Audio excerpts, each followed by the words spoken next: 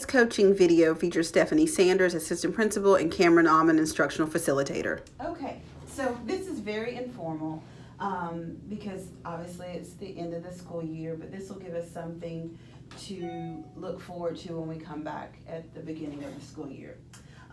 Let me first just start with saying thank you for being a part of this process.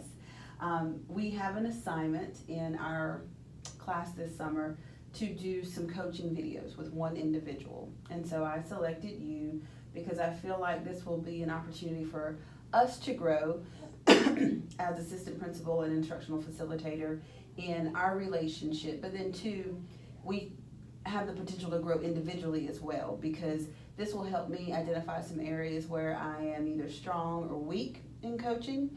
And then two, as you're moving forward with some of these things we'll discuss, it will help you identify your areas of strengths and weaknesses too in the area of coaching teachers, but then also receiving feedback from someone as well. So I feel like this will be a benefit to both of us.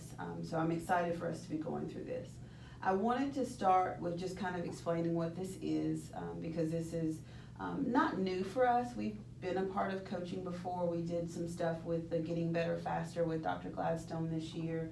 But this will be a little different because I want to attempt to use a model that's being talked about in class so that I can kind of make some connections. Are you okay with that? Yeah, totally. Okay. Make it relevant for what you're doing.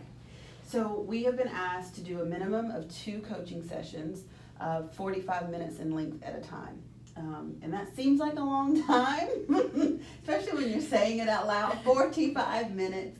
But I think it'll go fast because we've had conversations before where we have sat in here for 30 minutes at a time, and before we knew it, we had kind of got involved in the conversation. But today will be a little bit of just sort of exploring which model we want to look at, and then talking about how that might fit in where we've been looking at our second grade students and teachers. So the model that I want to use is called the T-Grow, and are you familiar with T-Grow at all? No. Okay, new for me too. So I thought we'd start off with that we talk about the T-Grow model, and then we would see how it fits with what we want to do with second grade. So this particular one I pulled up from our discussion in class, and that would be 2 weeks ago now, where the T is for topic. And in essence, with the topic, we talk about sort of a broad area that myself as the coach and you as the coachee that we want to address. It says to just start the conversation by clarifying the topic and the scale. How big do we want to make this? How small do we want to stay focused on a particular issue? And then just kind of thinking about what the long-term goal would be in that. So, do you mind taking a couple notes? No, And I'll do take that. some as well, just to kind of keep us focused on the task. Because I want us to be able to refer back to this, and I'm gonna use stickies just because I wanna be able to put this in a Google Doc later. So I think for us, our topic is our parallel block. We have noted this year that it was our first year in second grade using parallel block, and there were some successes, but then also the challenges that arose with that. But I think it's not too broad for us because it's not a new thing for us, but I think we want to narrow the focus and make it more successful than even that it was last year. How do you feel about that being our topic? I think that's good, especially since, like you said, there will be some teachers that have done it for a year. Mm-hmm. We have some that are moving in that are more familiar with it, that could be a teacher leader, Mm-hmm. and then a teacher that has never seen it before. So I Right. think being able to really hone in and tighten what it looks like would be good for everybody that's going to be on that team. Awesome. And what we'll do is as we meet, so this will be our first time meeting where we're just identifying the topic, but as we meet, we'll always go back to that, and we'll always make sure that everything that we do, any decision that we make is centered around that topic. So, and that'll keep us focused. And some of the guiding questions that they listed here on this website is, what do you want to talk about? What's important? What areas do you want to address? What is behind this? And what would this mean to you? So in just sort of thinking about the area, I think for us, one of the things that we've talked about just in passing is we wanted to look at more closely, sort of the, how would you say it, sort of the structure of the block, because that was a concern this year. Structure and scheduling, I think. Mm-hmm. And then also, I guess along with that, the consistency then too of, I don't wanna say consistency of the block, but we had some moving pieces this year. Personnel consistency. That's a great way to say it. We had some moving pieces this year that caused a little bit of frustration, I think, on the part of I agree. teachers and us too as an administrative staff, because it wasn't things that we could help at Right. all. Those are certainly, I think, the biggest two pieces, the structure and schedule, which kind of go together, and then that personnel consistency are areas that we want to focus in on in particular. What's behind this? Well, personnel, I think, is behind this. Obviously, schedule is behind this.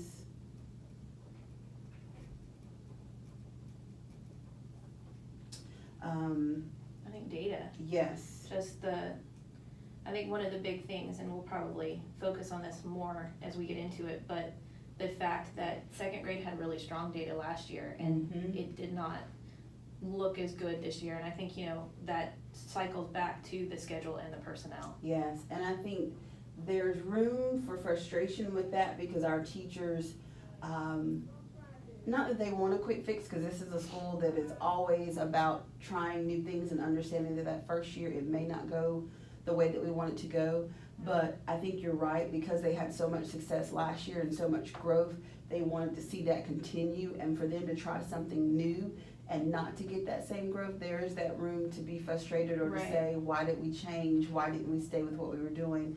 But for them to sort of see what's happening in K&1 and kind of cool our heels and say, this year was new, it was different, we were working out a lot of kinks, but we should be able to get back on track with that growth next year, because this will be our second year in implementation. So, yeah, I agree, that data has to support it, but then also too, understanding that our data may look different this year versus last year, because we're doing something different. What would this mean to you? And I'm thinking, what would this mean to us as a school?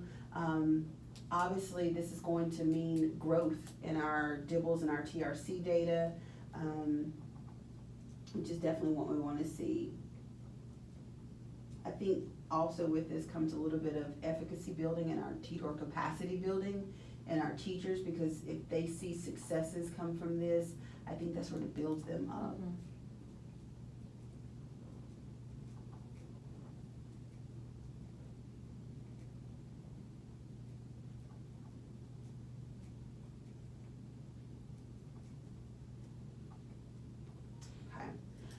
And so it says the rest of this follows the traditional GROW. Like I said, I have never used this model, the T-GROW model, but it is a model that has been around for some time, but the T, I think, is a new part of the GROW structure that was already in place. So the G is for the goal. We'll set maybe a long-term goal today, and then maybe a short-term goal, because we're all about goal setting here.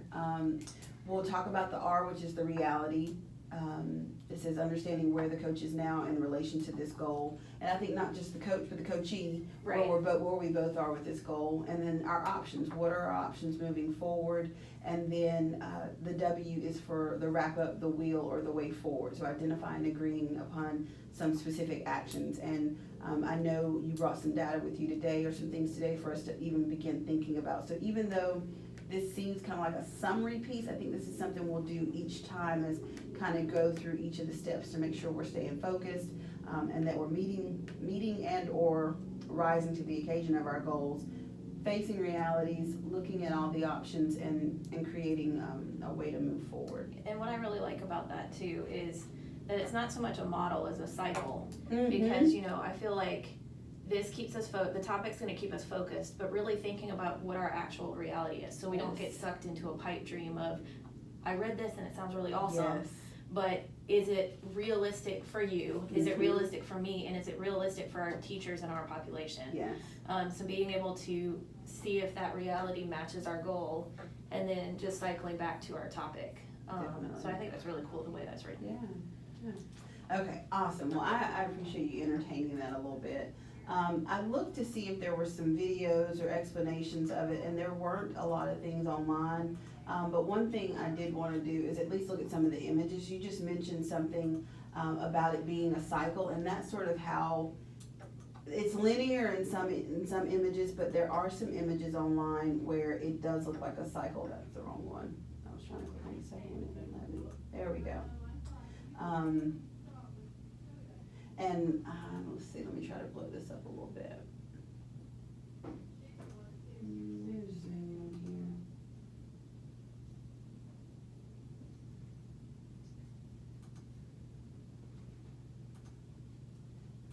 The older I get, oh man, okay. So it is sort of exactly what you said as far as it being a cycle, but then two, sometimes when we're talking about our way forward, it may shift our goal a little bit, Right. or when we're looking at options, it may or may not cause us to have to go back to the goal and make sure we're staying focused. Those options may not match up, like you said, to our reality, and then making sure that there's a link to the topic, obviously, at all times. So, great point. I just wanted to, since you said that, I thought it would be good to go to the visual. So, I'm gonna put this away so we can kind of get a little hands-on. And just kind of monitoring our time. We've got about 30 minutes, so this was good that we started with sort of a way to kind of just sort of talk about what the focus of the coaching opportunity was going to be, but then now kind of moving into a little bit more of that work. And I apologize for getting the agenda to you so late, but I'm trying to wrap my head around last night where I wanted to go with this. So let's talk a little bit about the G then. We know that our topic is parallel block, but let's kind of think about some long-term goals and maybe a short-term goal, or maybe we just do one of each for now, and we can always revisit it because this is going to be flexible. I don't think we want to bind ourselves to anything at this time, but let's just sort of brainstorm sort of our G right now. Long-term, as an instructional facilitator, what outcomes would you like to see when we're sitting here again in 2019 looking at our data? I think long-term, ultimately, we want to see a growth in that data this year. Through utilizing parallel block with fidelity, making sure we stay on schedule, making sure we're following protocols, that kind of thing. So looking at, I don't know how to wordsmith this, but a growth in data through teacher buy-in and use of the program with, or I guess it's not really a program, the model with fidelity. Yes. I like that. Okay, I like that for the long term. And you said growth in data.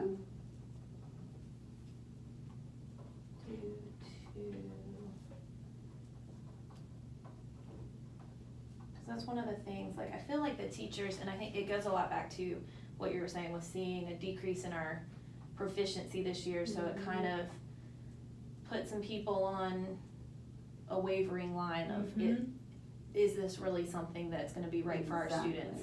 I feel like this past year we did have pretty good teacher buy-in and willing to try something new, but now I think it's teacher buy-in to do it with fidelity. Exactly. Growth in data due to teacher buy-in and you said and the use of the use of the model with fidelity. Is that what you said, or how did you say that? You said it very well. Teachers using the parallel block model. So due to teacher buy-in through use of PB model with fidelity. Okay. And now I can go back to my computer. I want to make sure I capture this.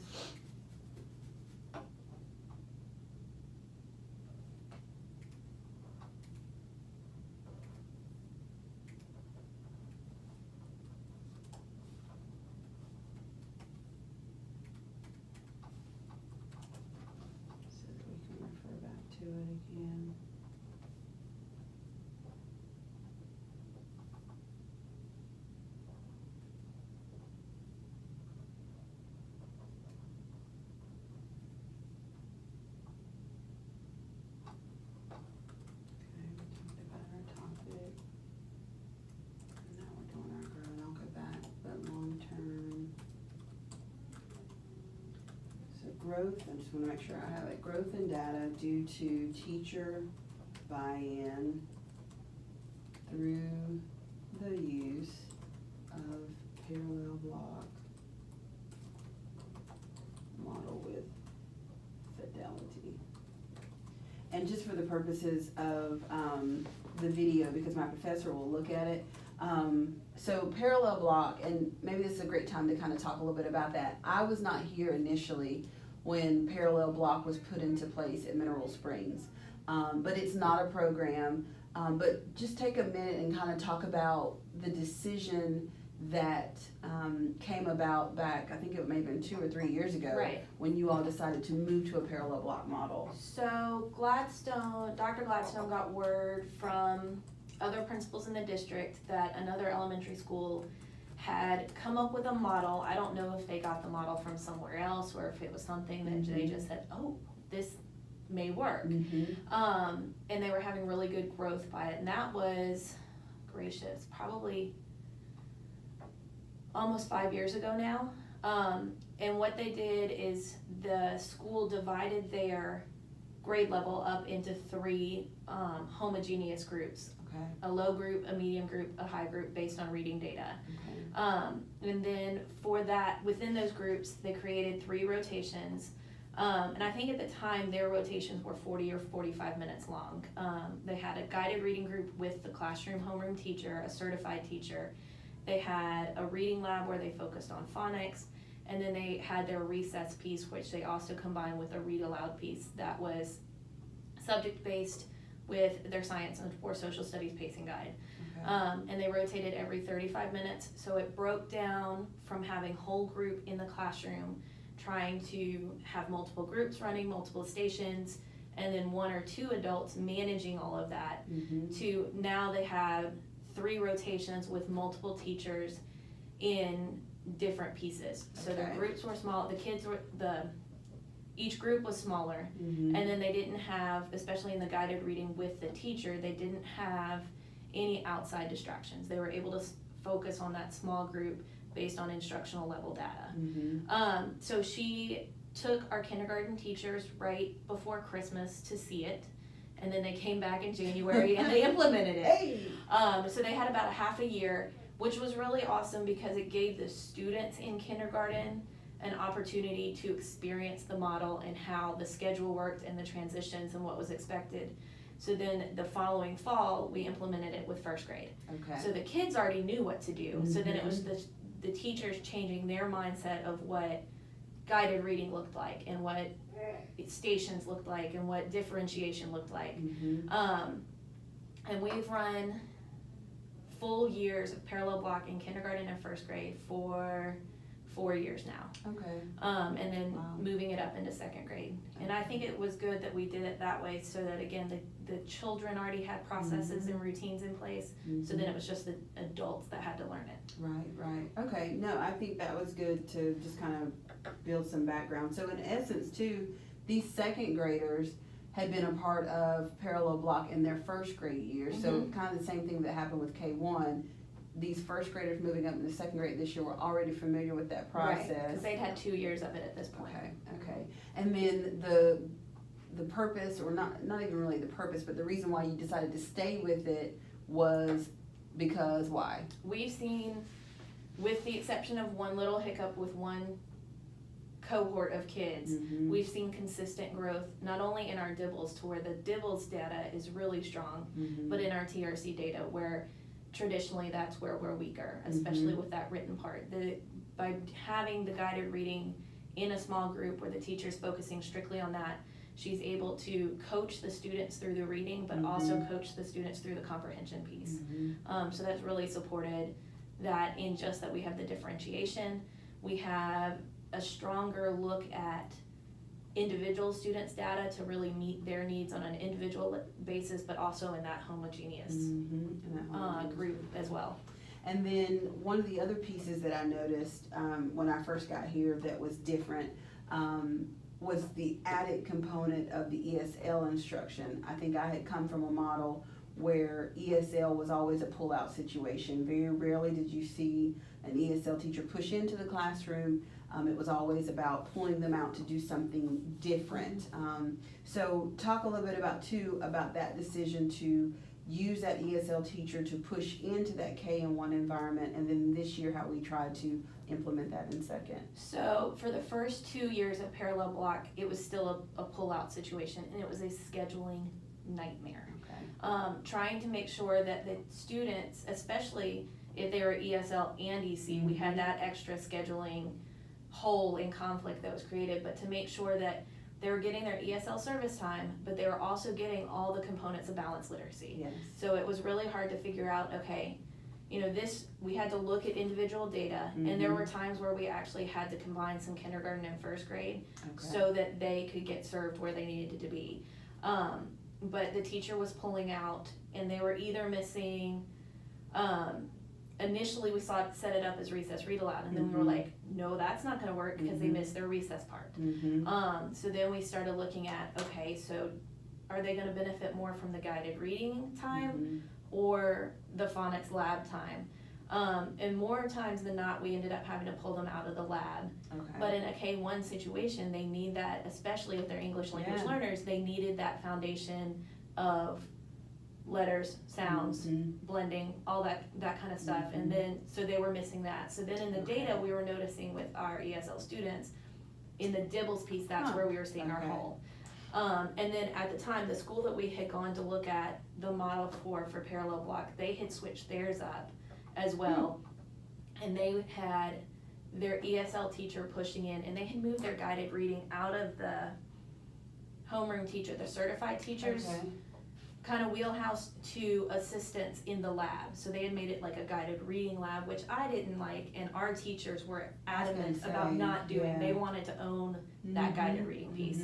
But one of the things is that their ESL teacher had pushed into that lab and was doing kind of an ESL guided reading. And so we said, well, what if we keep the lab as a phonics lab, and our ESL teacher is splitting her time between kindergarten and first grade anyway, what if she does half the week in the kindergarten lab and half the week in the first grade lab, and she just pulls her kids? So subconsciously, they're still kind of hearing some of the instruction that's happening with the non-ESL students those days, but they're gonna get their ESL service time, and then the days where she's flipped, and say she was in kindergarten and now she's in first grade, now those kindergarten kids are getting that lab time as well. So they're getting not 5 days of lab, but they're getting a double dose of what they need in that same environment.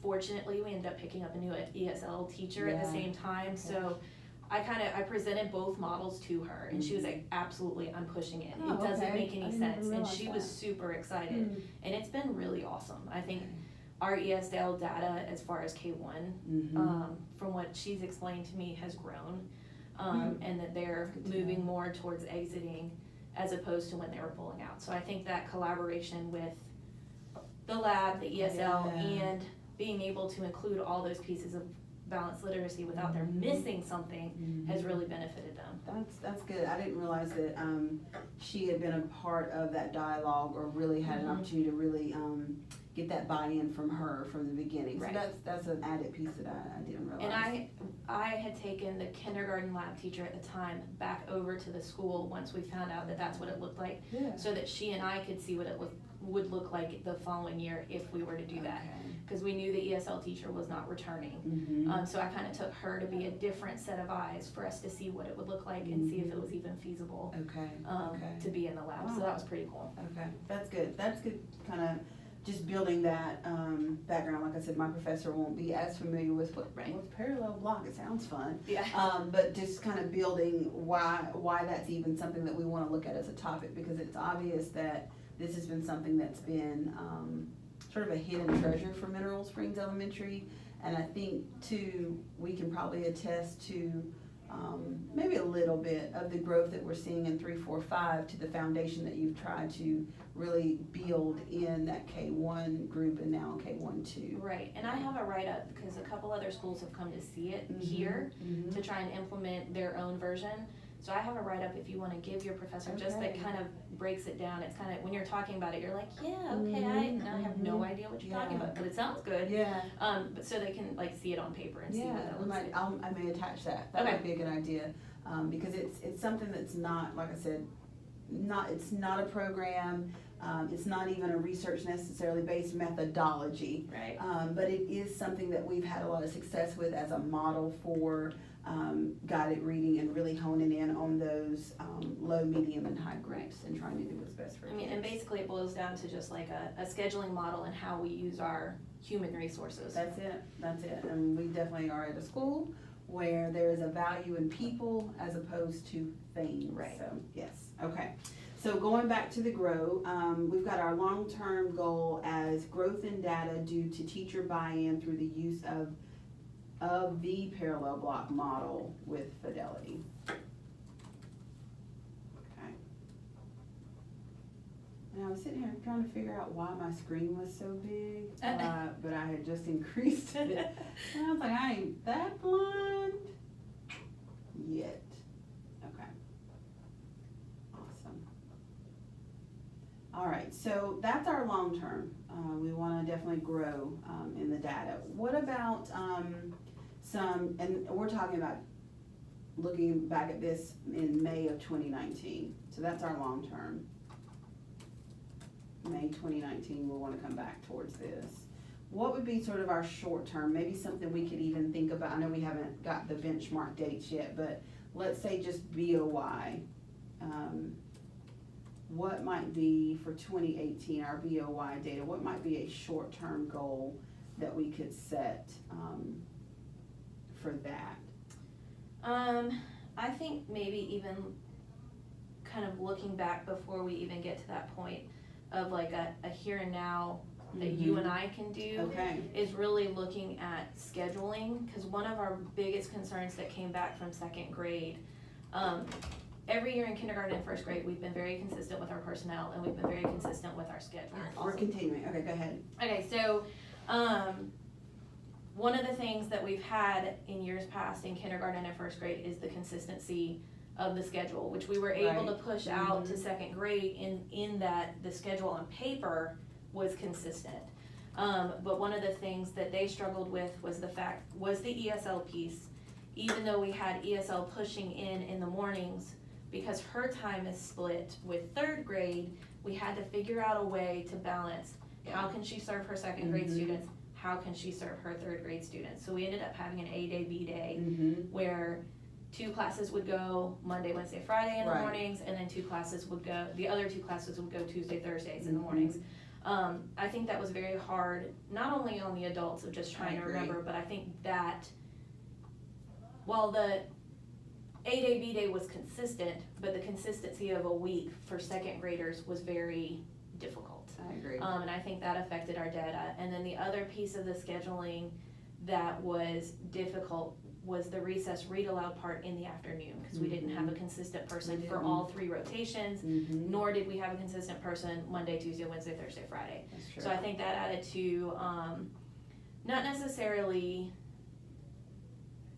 a gap in their learning, but a gap in their behavior. And I think, and then the behavior led to a gap in the learning. So I think the first short-term goal in order to help facilitate growth with our data is creating a schedule that is consistent, but is also strong in that it supports the growth. Last year's schedule was a personnel issue, a budgeting issue that we just couldn't avoid because of, some other people's choices in where they were going. So if we can be knowing that we had a data gap because of this and be proactive in trying to figure out that piece, I think that would be a great first short-term goal with us. And of course it'll be fluid depending on, because what we decide now is, in an awesome theory, would stay and work and be great come August, but knowing that, some people may not return, or if we think that somebody's going to accept a job, they don't accept the job. So maybe even having a couple different options, like option A is our ideal option, option B is kind of, if something happens, this is our fallback. Keeping all of that in mind, that we're also having to work with push-ins and pull-outs within 3rd, 4th, and 5th grade with our adult human bodies to help with those groups. And I think then springboarding off of that, the second short-term goal of PD for the teachers in second grade on what parallel block looks like, how to use our data to guide our planning and instruction, and then choosing the right materials based off of that. I think our teachers pretty much have a pretty solid foundation of what that looks like overall, but then how does that fit into this model?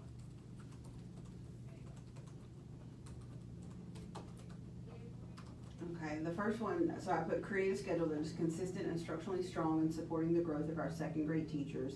And then the second one, design a professional development session for our teachers about what the parallel block model is. And then what was the second part of that? And how to use guided reading and balanced literacy, the PD that they've had over the last several years here at Mineral Springs or even with the district, and just how that really fits into the parallel block model. I think with one of our teachers that came from 4th grade last year, she had a really strong concept of what guided reading was, but then fitting it into 3 structured groups instead of that she sees every day, instead of multiple groups that she may see once or twice or 3 times a week, was something that was hard for her to wrap her head around. I could definitely agree with that. And I think with that material, how do we break that down into a 5-day segment? I feel like that both the teachers in that block kind of got lost in that, okay, now it's Thursday, what do we do? We've run out of things to really focus and hone in on, and what that looks like with those materials. That's a great point. So I think what I'll do is I'll leave, what we'll do is we'll get back together in a couple weeks and we'll talk about the progress that we've made in creating a schedule and designing a PD session. And then we can sort of give some feedback on those short-term goals, and then that might help us to arrive at a BOY goal. So I'll keep it here, but Okay. I think that's a great idea, a great point you made. That's very valid, that we can set some goals for ourselves here just because we have the summer to kind of help each other plan. So that's awesome. So that's our G. And I think we did a really good job staying focused with that. So going back to, because I can tend to go off a little bit. So the next one's kind of, this is a tough one because a lot of times in some of the things that I'm reading, we're talking about these undiscussables that happen in education that people don't want to talk about because it kind of brings to light your weaknesses, or it brings to light stereotypes that exist. It brings to light biases that are sort of an undercurrent that nobody wants to talk about, but they exist. So reality here, when you're thinking about the model, it's talking about the who, the what, the where, and the why and the how even. So what, even if this is a hard conversation, what are our realities, I think, as a school, Mineral Springs Elementary, as it relates to second grade in the parallel block? I think one of the things that is a reality with second grade, especially in helping facilitate the implementation of this model last year, but also as their instructional facilitator and PLT coach, that second grade really likes to talk about new ideas, but then the implementation and self-accountability from them doesn't necessarily happen. They have many of them kind of have this mindset of, this is what I've always done, and it used to work, and it worked way back when, and so it's kind of, we get that surface buy-in, but the implementation buy-in isn't quite there. I think that one of the things, and then this reflects on my facilitator and my coaching, is that I know that it works, and I don't want to come across as, and I think at times I do come across as kind of naggy in that, all right guys, let's do this. All right, we need to make sure that we're staying on schedule. We're not using our scheduled time for bathroom breaks. Right. That, well, why are we choosing this data? And it's, on my part, it's all in the hopes of, creating the fidelity, but also for growth and making sure that things are purposeful. Right. But I think when I'm working with a team that already has that mindset of, I hear you, I understand what you're saying, but I'm not really sure I'm feeling that, that then it kind of creates a riff in that. So from my perspective, I need to figure out how to approach that personality, but at the same time, have a level of accountability that we are doing the model correctly. Yes, okay, I like that. So why are we choosing specific data? Why are we using this model? What were some of the other things you just brought up, the whys? And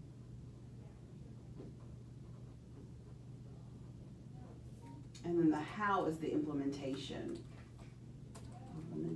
So I just did who, what, why. Okay. Who, what, why, and how. So implementation of the model with fidelity.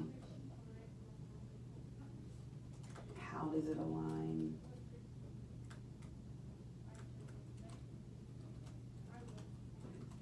With our data. This is some good stuff. Now I can see how we could just sit here and talk forever. Yeah. And maybe I could have missed it, but the what. So our reality, the what is that we want to grow our students. Right.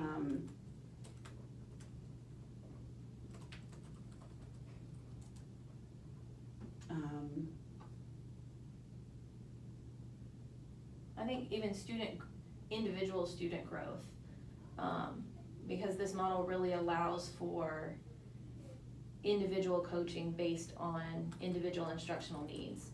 So instead of looking at our whole class or even just looking at those 3 groups, but growth of individual students based on need.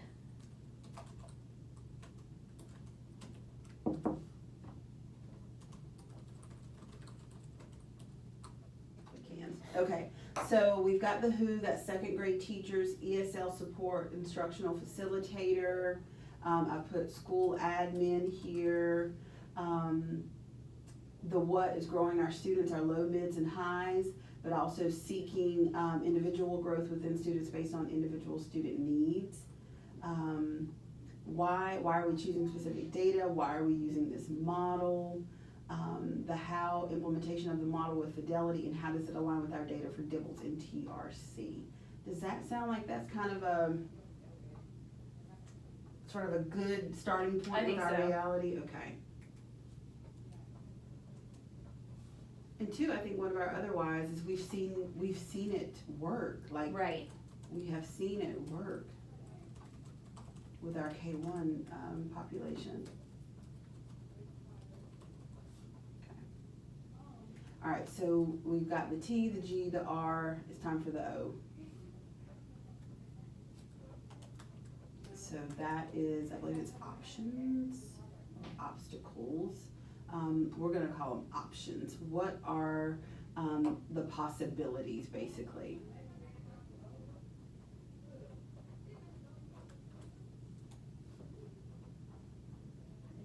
So, going back to our goals, because I guess we got to stay focused on what our goals are. So let's look at our goal, the short term, the schedule and the PD. So what are our options really for a schedule and for PD? We'll do some options that go with the PD and some options that go with the schedule. What are our options for the schedule really? So I think what we need to look at is we had 2, and our biggest obstacles within these options are gonna be not the guided reading, because that's gonna be that classroom teacher, so that's set, and that's a check in the book. But really, who are our certified teachers gonna be in that lab? Last year we had a 0.5 in the morning certified teacher, and then another certified teacher who was working with a different grade level in the afternoon, which worked beautifully in a sense that they were consistent, but with that A day, B day. Yes. I think by creating, when we did the rosters, creating those 2 sheltered classes, that creates that consistency of not having to have an A day, B day. So in one of our concerns, that's a checkoff that we've already addressed. So we've taken out the A day, B day, so that option is more or less off the table, which is a good thing. Yes. So then our options now are looking at which teachers are gonna be our certified teachers in the lab, but also the biggest obstacle we had last year is who is that classified person or whom's gonna be that person that's gonna push in the AM and in the PM for the recess read aloud piece. So I've kind of thought through a couple different options that we can look at based on needs in 4th grade as well, and which personnel is available at the time. Okay. Okay. And which of those people would be most effective in that lab with a K-1-2 experience background to be able not only to move them forward, but to help close gaps that are in those basic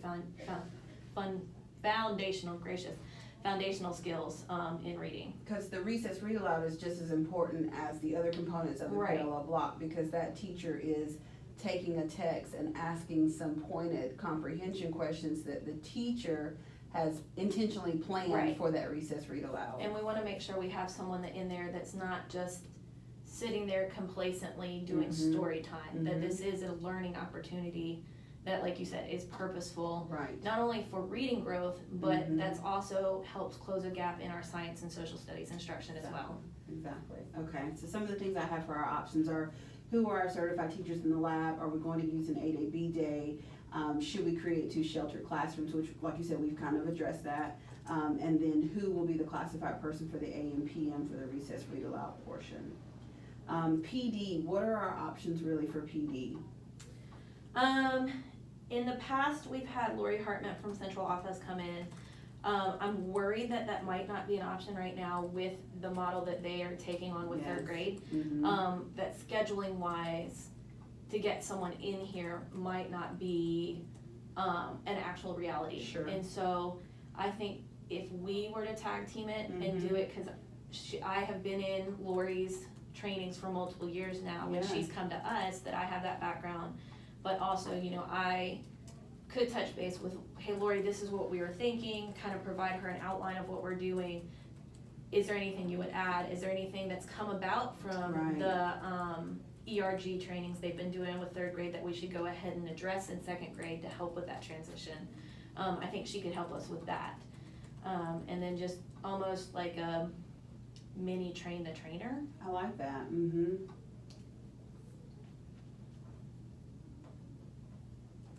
And I'll put that ERG model, new model from the district. I think that's important to include there, because that will at some point sprinkle down Right. to our 2nd grade classrooms. Okay.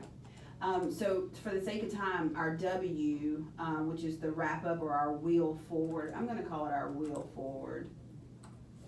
Fancy. It does, and we'll call it wheel forward, but it's basically our next steps. So I think our next steps are, to begin drafting a schedule for the parallel block.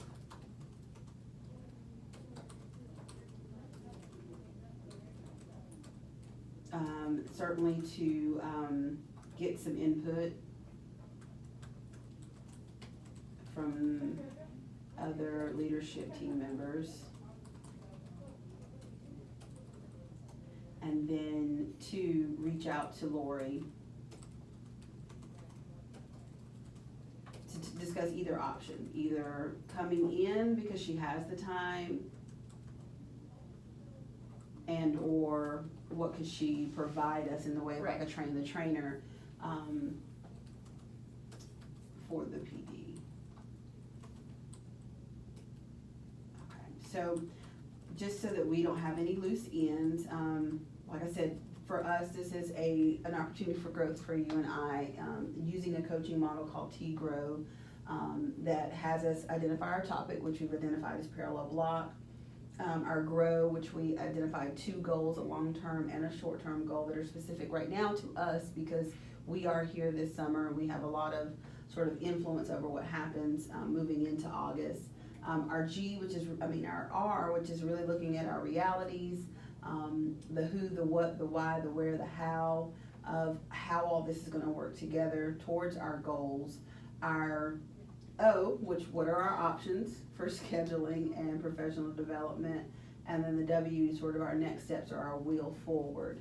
And so what we'll do is you and I will plan to meet, let's say in a couple weeks, during the summer, as we're sort of walking through this draft and kind of after you've had an opportunity to kind of touch base with Lori and explore those options, we'll get together again and kind of do a follow-up to this. It'll be another 45 minutes, and we may even pull in some of our data in that next time, so that as we've got this draft schedule, we can even begin to think about what those groups will look like.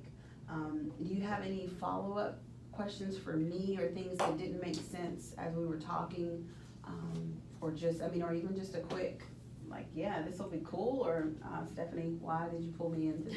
I don't think I have any questions, but Okay. I do really like this model. Mhm. Having done a little bit of the Getting Better Faster, I was not a fan of that model. Mhm. I feel like, going to the R of this, the Mhm. reality, that doesn't meet the needs of our teachers for our population. And then using, like, in the IF meetings and stuff, we've been using Hattie's model, Mhm. and Jim Knight's model, like, Yeah. using Jim Knight's model with Hattie's influence of data collection and that kind of stuff. And it's great, but it's such a long process. Yeah. And even through the cycle and everything, I felt like it left a lot of loose ends, especially when working with a group of teachers that's either been on the same grade level or is in the same Mhm. team for a long time, Mhm. that I think kind of created a roadblock for them. Sure. Because it was like, oh, well, I've been doing this for so long. Mhm. So I feel like this model kind of, breaks it down in a sense of, let's take baby steps, but let's Yeah. always cycle back. So Yeah. I really like this. I Oh, think good. it kind of gives an explanation to the why, Awesome. instead of just saying, hey, I'm gonna coach you. Good luck. Yeah, So- exactly. Okay, awesome. Well, and I think if we find it to be successful, it'll be something we can use with our teachers next year. Yeah, I Okay. think so too. Cool. Awesome. Thank you. You're welcome.